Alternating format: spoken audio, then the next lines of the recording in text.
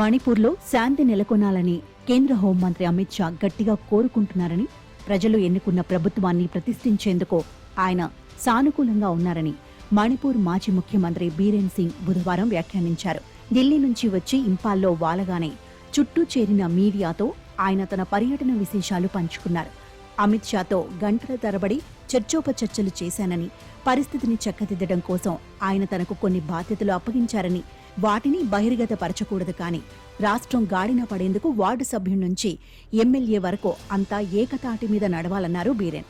అలా అంతా కలిసిమెలిసి ఉండకుండా తెగల మధ్య వైషమ్యాలు పెంచి మణిపూర్ ఇంకా మండుతూనే ఉండడానికి ప్రధాన కారకుడు బీరేన్. అటువంటి వ్యక్తికి హోంమంత్రి ఏ రహస్య కర్తవ్యాన్ని బోధించారో మరి. ఆదివారం రాజుకున్న అగ్ని క్రమంగా చల్లారుతోంది. కర్ఫ్యూ ఉన్నప్పుడు కూడా మీతీలో భారీగా నిరసన ప్రదర్శనలు నిర్వహించిన దశను కూడా చూశాం కనుక ఇప్పుడు సదరు నిరసనలు ప్రదర్శనలు తగ్గుముఖం పట్టినందుకు సంతోషించాల్సిందే. మీతీ రాడికల్ సంస్థ అరంబై తెంగోల్ నాయకుడు కనాన్ సింగ్ ను సీబీఐ అరెస్ట్ చేయడంతో ఈ అగ్గి రాచుకుంది.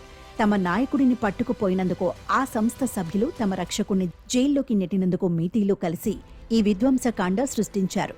పోలీస్ హెడ్ కానిస్టేబుల్ గా పనిచేసిన ఈ కనాన్ సింగ్ 2020లో ఈ సంస్థను ఆరంభించడం వెనుక పొలిటికల్ పెద్దల ఆశీస్సులున్నాయని అంటారు. మీతీలకు ఎస్టీ హోదా కట్టబట్టే ఒక ప్రయత్నం కుకీల గుండెలు రగల్చడంతో 2023 మే 3 నుంచి రాష్ట్రం తగలబడుతున్న దశలో ఈ సంస్థ అనూహ్యమైన వేగంతో ఎదిగింది.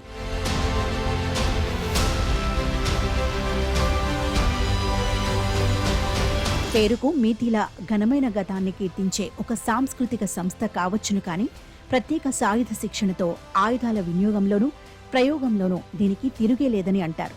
చేతిలో ఆయుధాలు, బుల్లెట్ ప్రూఫ్ జాకెట్లు, వాకీ టాకీలతో ఈ సంస్థ సభ్యులు బహిరంగంగా తిరుగుతున్న దృశ్యాలు సామాజిక మాధ్యమాల్లో తరచూ కనిపిస్తూ ఉంటాయి. గత ఏడాది జనవరిలో ఈ సంస్థ ఆదేశించిన మేరకు అన్ని పార్టీలకు చెందిన మీతీ ఎమ్మెల్యేలు, ఎంపీలు సమావేశానికి హాజరై డిమాండ్ల పత్రం మీద సంతకం చేసిన విషయం తెలిసిందే. ఇంతటి శక్తివంతమైన ఈ సంస్థ నాయకుడి అరెస్టుతో మణిపూర్ లోయ మళ్లీ భగ్గుమంది. బీరేన్ అధికారంలో ఉండి ఉంటే కుకీ జో తెగలను ఊచకోత కోసే ఇటువంటి మీతీ మిలిటెంట్ సంస్థల మీద ఈగ వాలనిచ్చేవారు కాదు. పైగా వాటిని ఆయుధాలతో బలోపేతం చేసింది, పోలీసు బలగాలను వాటివైపు పోకుండా ఇంతకాలమూ నిరోధించింది ఆయనే.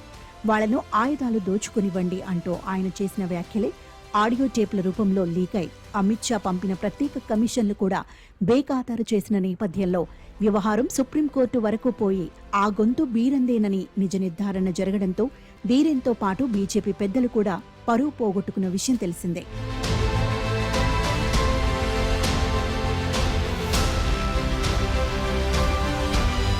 అప్పటికే బీరేన్ మీద పార్టీలో వ్యతిరేకత తీవ్రమై స్పీకర్ కేంద్రంగా కొత్త రాజకీయం ఆరంభం కావడం, దానిని రాజకీయంగా వాడుకోవడానికి ఈ ఏడాది ఫిబ్రవరిలో కాంగ్రెస్ అవిశ్వాస తీర్మానానికి సిద్ధపడటం తెలిసిందే.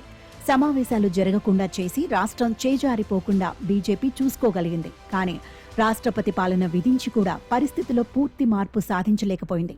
బీరేన్ నిష్క్రమణ తర్వాత మీతీల జోరు తగ్గి కుకీ జోలకు కాస్తంత నమ్మకం హెచ్చి గతంతో పోల్చితే హింస స్థాయి కాస్తంత తగ్గిన మాట నిజం. కానీ బీరేన్ నాటిన విషాలు, వైషమ్యాల ప్రభావం నుంచి రాష్ట్రం ఇంకా బయటపడనే నేపథ్యంలో ఆయన మళ్లీ తెర మీద చురుకుగా కనిపించటం ఏమాత్రం మంచిది కాదు. 2 ఏళ్లుగా మోదీ మణిపూర్ మీద నోరు విప్పలేదు. అంతా సవ్యంగా ఉందని అమిత్ షా భరోసా ఇస్తుంటారు, కానీ స్వల్ప విరామం తర్వాత ఏదో ఒక చిన్న కారణంతో మణిపూర్ మళ్లీ రాచుకుంటోంది. ప్రధాని స్వయంగా ఆ రాష్ట్రంలో పర్యటించి ప్రజలకు భరోసా ఇవ్వడంతో పాటు రాష్ట్రపతి పాలన ఎత్తివేసి అన్ని జాతులు, తెగల సముచిత ప్రాతినిధ్యంతో ప్రభుత్వాన్ని ఏర్పాటు చేయగలిగితే మార్పు కనిపించవచ్చు.